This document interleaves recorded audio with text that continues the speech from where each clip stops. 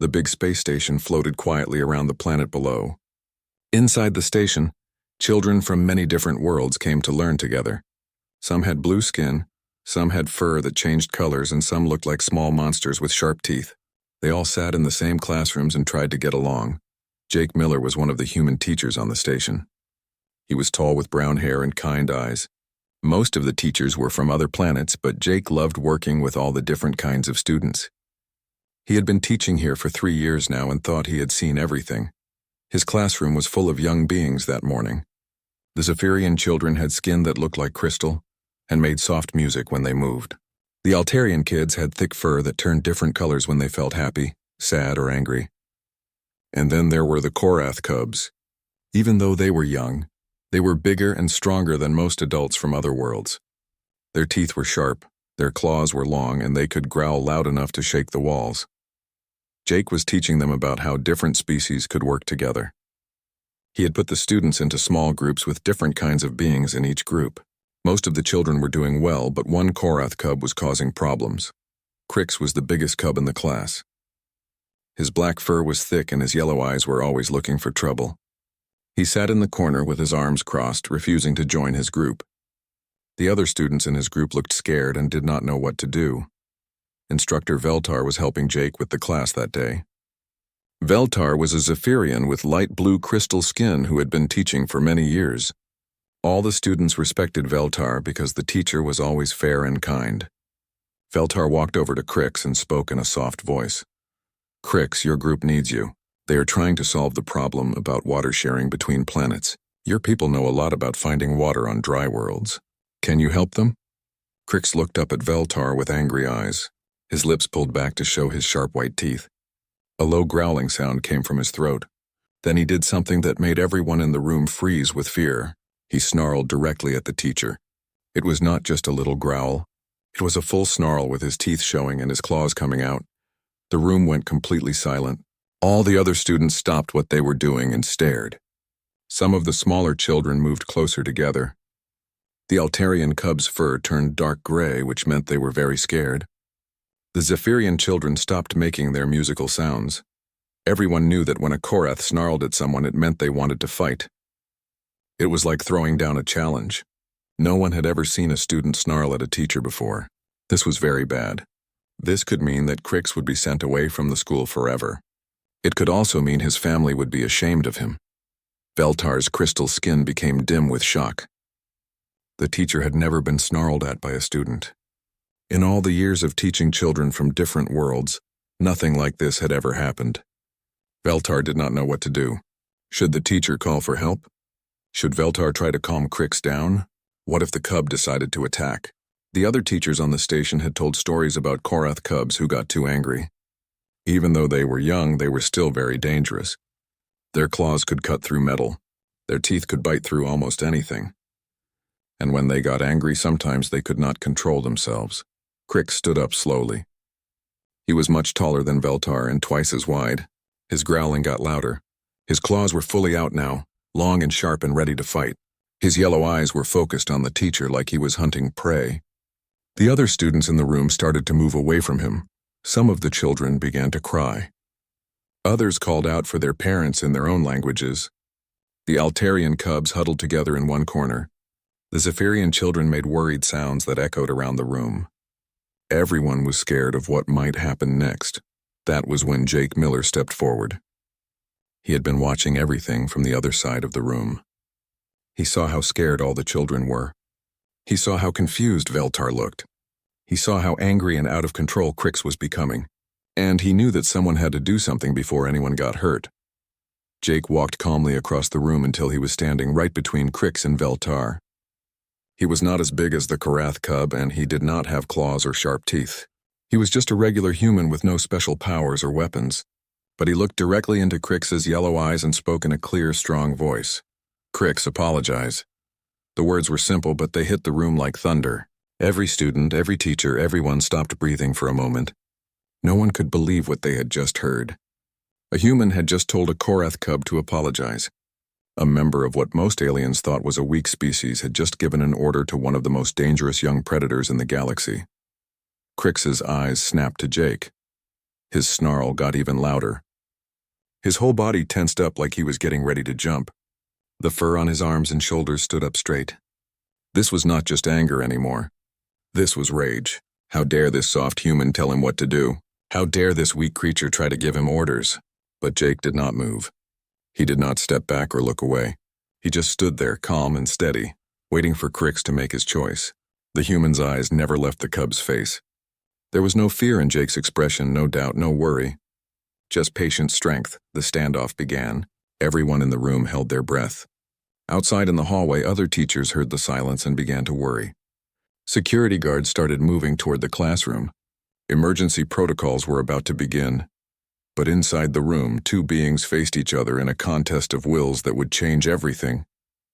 Crix felt something he had never felt before. The human was looking at him with eyes that did not show fear. Every other being that Crix had ever snarled at had either run away or backed down. But this human just stood there like a rock in a storm. The young Korath's mind was full of confusion and anger. In his world, when someone challenged you, you fought them. When someone was smaller and weaker than you, they should be afraid. But Jake Miller was not acting afraid at all. The human was acting like he was the stronger one, which made no sense to Crix.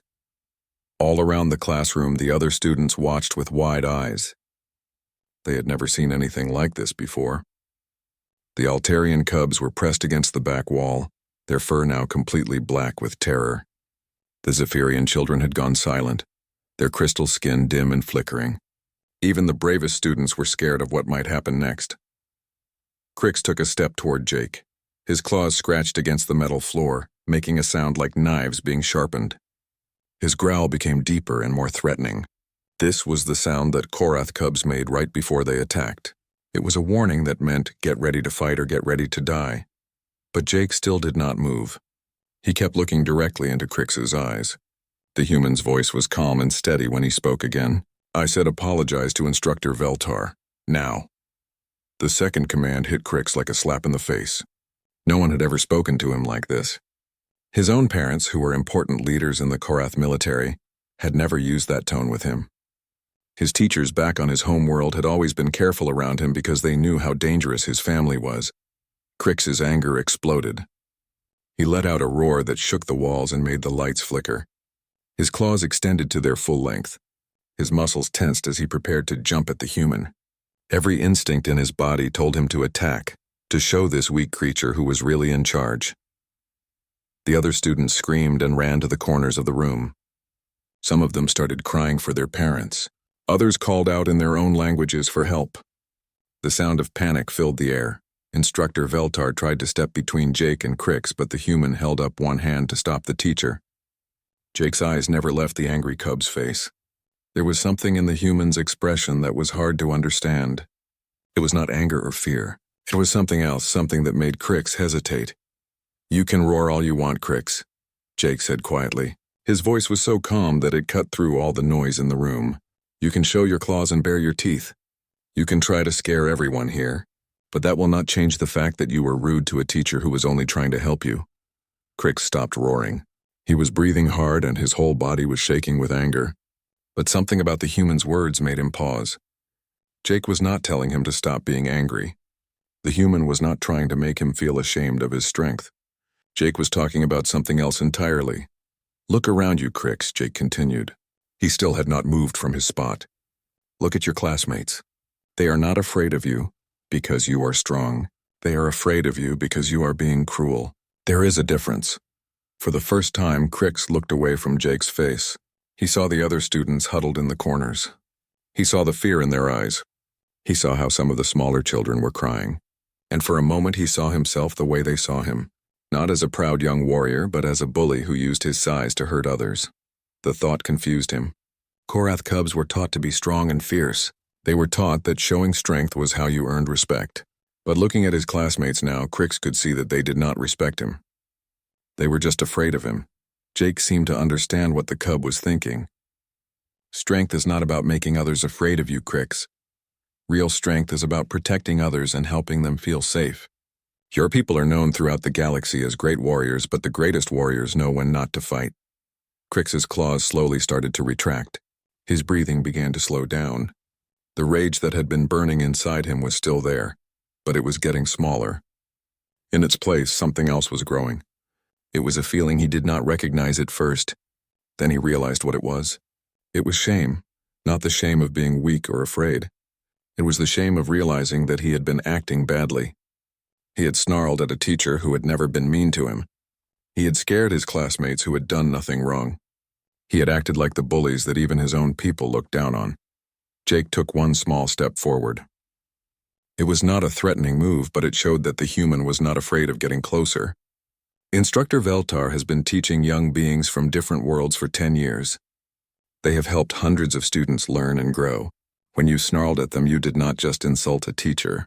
You insulted everyone they have ever helped. The words hit Crix harder than any physical blow could have. In Korath culture, insulting someone's honor was one of the worst things you could do. But Jake was right. By attacking Veltar, Crix had dishonored not just himself, but all the students who respected the teacher. The young Korath felt his anger draining away. In its place came something much harder to deal with. He felt small and foolish. He felt like he had failed to live up to what his people expected of him. A true Korath warrior protected others and showed respect to those who deserved it. Crix had done the opposite. Slowly, very slowly, Crix lowered his head. His claws went all the way back in. His growling stopped completely. The transformation was so complete that the other students could hardly believe their eyes. The terrifying monster from moments before was gone. In his place stood a confused and ashamed young cub. The silence in the room was different now. Before, it had been the silence of fear and shock. Now it was the silence of everyone waiting to see what would happen next. Crix stood with his head lowered, no longer looking like a dangerous predator. He looked like what he really was, a young student who had made a big mistake. Jake could see the change in the cub's body language.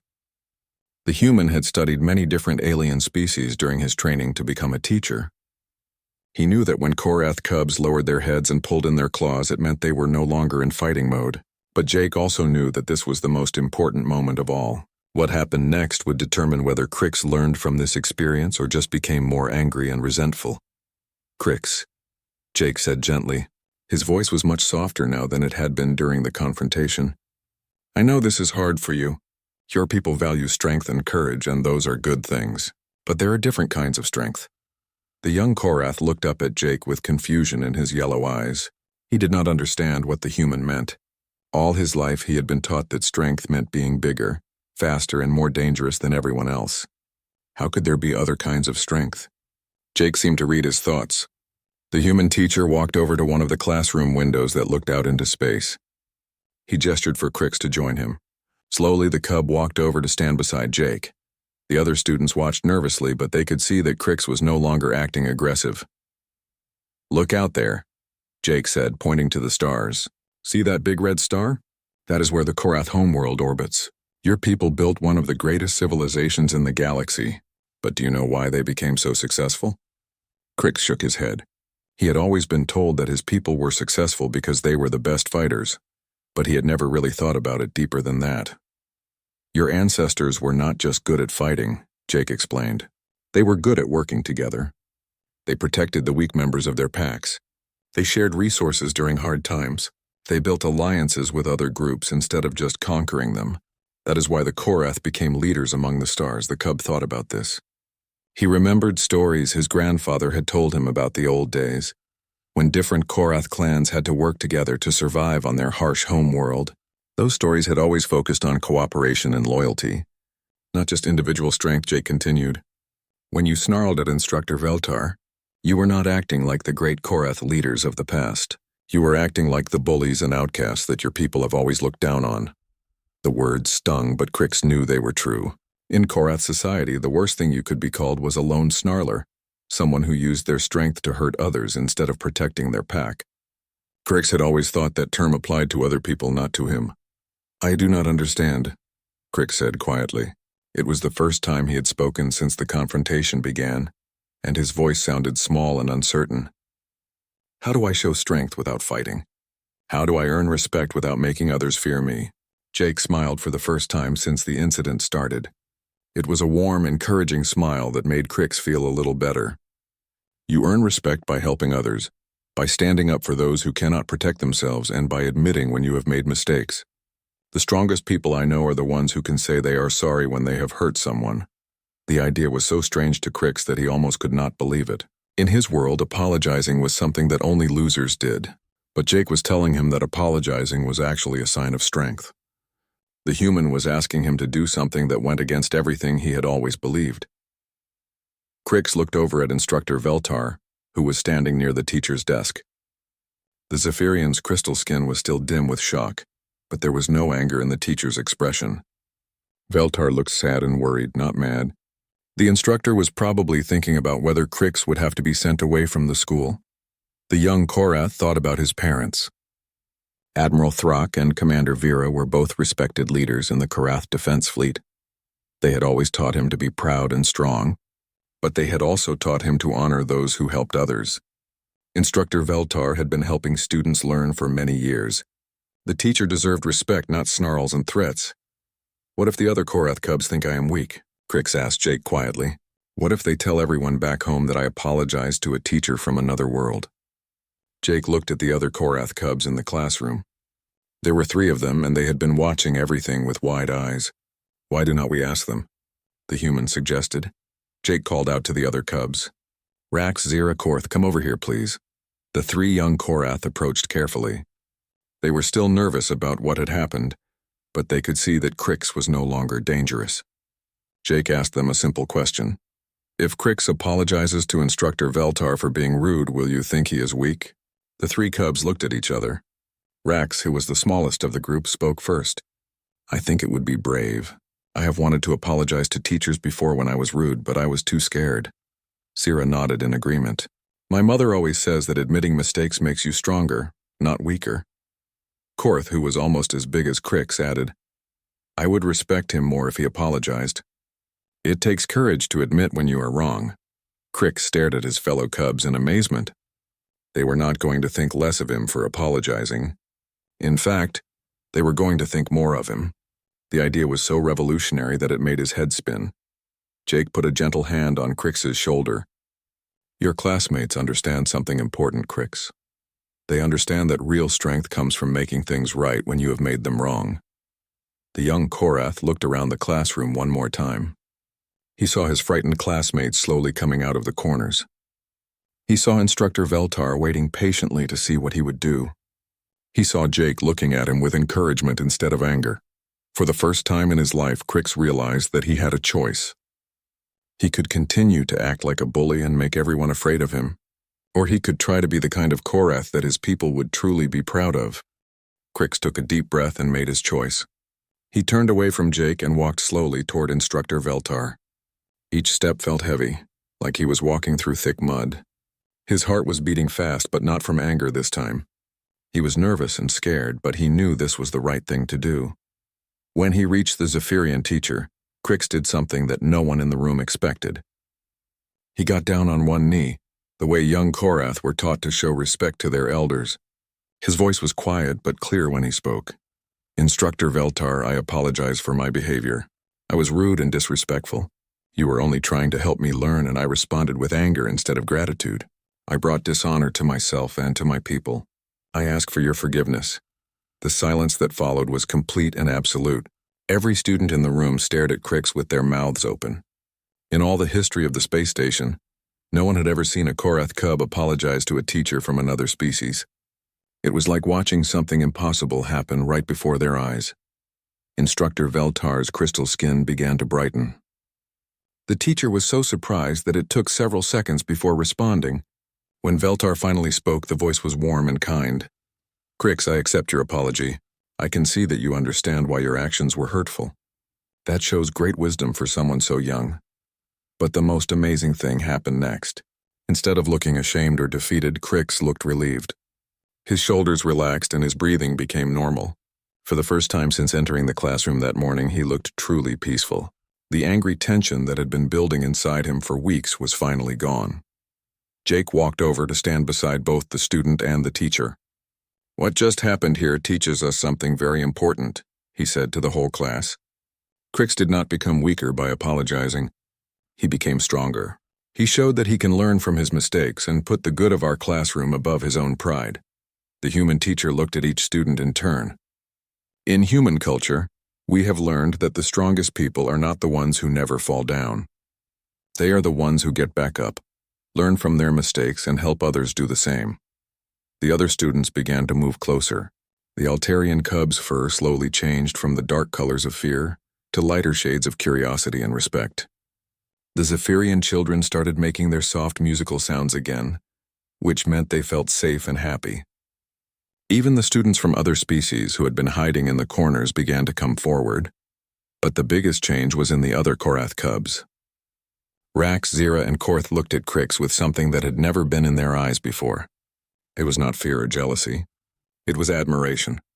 They had just watched their classmate do something incredibly brave, and they knew it. "How do you feel, Crix?"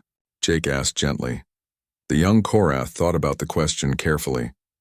"I feel different," he said slowly. "I thought apologizing would make me feel weak and ashamed. But instead I feel strong, like I have more control over myself than I did before." Jake nodded. "That is because you do have more control. When we act from anger, we are not really in control. Our emotions are controlling us. But when we choose to do the right thing, even when it is hard, we are showing true strength." Word of what had happened began to spread throughout the space station. Teachers in other classrooms heard about the incident from their students who had friends in Jake's class. By lunchtime, educators from dozens of different worlds were talking about the human teacher, who had somehow convinced a Korath cub to apologize. Without using force or threats, the news reached the station administrators within hours.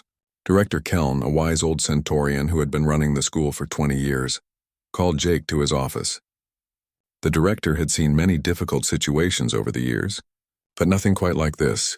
"Mr. Miller," Director Keln said when Jake arrived, "I have been getting reports about an incident in your classroom today.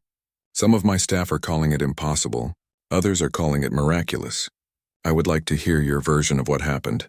Jake told the story simply and honestly. He explained about Crix's aggressive behavior, the snarling incident, and the conversation that led to the apology.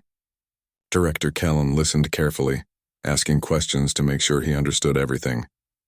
"What made you think this approach would work?" the director asked. "Most teachers would have called security immediately. Some might have tried to physically restrain the cub. But you chose to talk to him. Why?" Jake thought about his answer. "Because I have been studying Korath culture since I started working here. Their society is built on respect for authority figures who have proven themselves worthy. But that respect has to be earned, not demanded. I knew that if I tried to use force or fear, Crix would only become more aggressive. But if I could show him that true authority comes from wisdom and fairness, he might listen." Director Keln was quiet for a long moment. "You realize that what you did was extremely dangerous? If Crix had attacked you, you could have been seriously injured or killed." "Yes," Jake admitted. "But I also knew that if someone did not try to reach him, Crix would probably be expelled from the school. That would have hurt him more than any physical injury could have. Sometimes helping someone requires taking risks." The director smiled. "You sound like a teacher who truly cares about his students. That is rare in any species, Mr. Miller." Back in the classroom, something wonderful was happening. Crix had rejoined his study group and was working with the other students on their project about water sharing between planets. But instead of sitting back and letting others do the work, he was actively helping. He shared knowledge about his homeworld's water conservation techniques. He listened to ideas from the smaller, quieter students. He even helped translate some difficult concepts for students who were still learning Galactic Standard. The transformation was so complete that students from other classes began stopping by to see if the stories they had heard were true. They wanted to see the Korath cub who had apologized to a teacher and was now helping instead of bullying his classmates. As the day went on, something even more remarkable happened. Other students in the class began to open up in ways they never had before. Shy students who had been afraid to speak up began sharing their ideas. Students from different species started working together on projects they never would have attempted before. Jake watched it all with satisfaction. He had not just helped one troubled student. He had helped create a classroom environment where everyone felt safe to learn and grow. 3 months after the incident, the changes in Jake's classroom were still growing stronger. Crix had become one of the most helpful students in the school. He volunteered to tutor younger students who were having trouble with their lessons. He stood up for classmates who were being picked on by students from other classes.